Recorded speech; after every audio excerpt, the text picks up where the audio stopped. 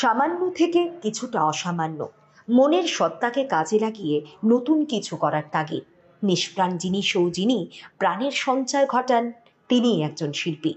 শিল্পী মাত্রই রূপবিলাসী, আর তার সৃষ্ট রূপই হল শিল্প। শিল্পী মানেই সৌন্দর্য রচনার এক অনন্য কারিগর।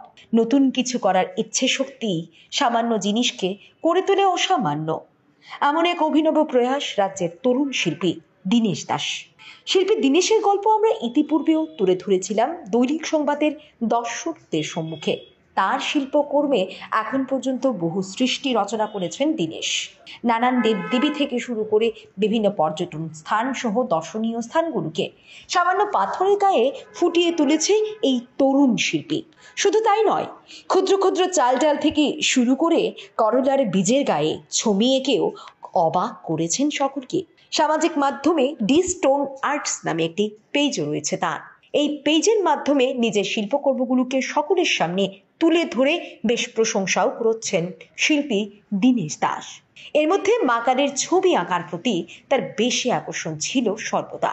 সামান্য নুড়ি পাথরের গায়ে মায়ের বিভিন্ন রূপ ফুটিয়ে তুলেছে সে বহুবার। কখনো মা ত্রিপুরেশ্বরী, আবার কখনো মা ভবতারিণী।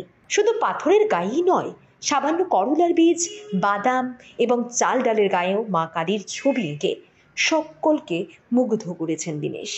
মায়ের সমস্ত রূপ প্রস্ফুটিত হয়েছে দীনেশের শিল্পসত্তায়। তবে এবার শুধু কাগজে রং তুলির খেলা কিংবা সামান্য নুড়ি পাথরে থেমে নেই দীনেশ। এবার গল্পটা একটু অন্যরকম। এবার ছোট ছোট পাথরের গায়ে আঁকার বাইরে বেরিয়ে একেবারে হুবহু মা ত্রিপুরেশ্বরী মন্দিরের মূর্তি বানিয়ে ফেললেন শিল্পী দীনেশ। তার এই কাজ ইতিমধ্যেই নেট দুনিয়ায় ব্যাপক সাড়া ফেলতে শুরু করেছে। তার এই সৃষ্টি বাহবা কুড়োচ্ছে সর্বত্র। এই মায়ের মূর্তি তৈরির ভাবনা দীনেশের মনে কিভাবে এলো, এ বিষয়ে জানতে চাইলে দীনেশ জানান, ত্রিপুরেশ্বরী মন্দিরে মায়ের বিগ্রহকে স্পর্শ করার কোনো অনুমতি নেই।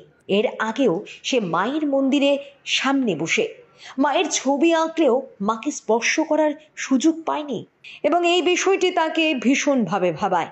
দীনেশের বিশ্বাস, মা এবং সন্তানের মধ্যে কোনো দূরত্ব থাকতে পারে না। সেই থেকেই তার এই ভাবনা, আর যেই ভাবনা সেই কাজ। মাকে কাছ থেকে দেখার ও মাকে স্পর্শ করার ইচ্ছেকে পাথেয় করেই এই অভিনব সৃষ্টি। দীনেশ আরও জানান, প্রায় এক সপ্তাহ ধরে অক্লান্ত পরিশ্রম করে মায়ের এই মূর্তি তৈরি করেছেন তিনি। মায়ের শরীর তৈরি করেছেন বাঁশ দিয়ে, এবং মায়ের মুখমণ্ডল বানাতে সে ব্যবহার করেছে একটি গোটা তরমুজ। তাছাড়া মায়ের পরনের সমস্ত গহনাও সে নিজের হাতে তৈরি করেছে। শিল্পী দীনেশ জানিয়েছে, আগামী দিনে আরো অন্যান্য দেবদেবীদের নিয়েও কাজ করার পরিকল্পনা রয়েছে তার।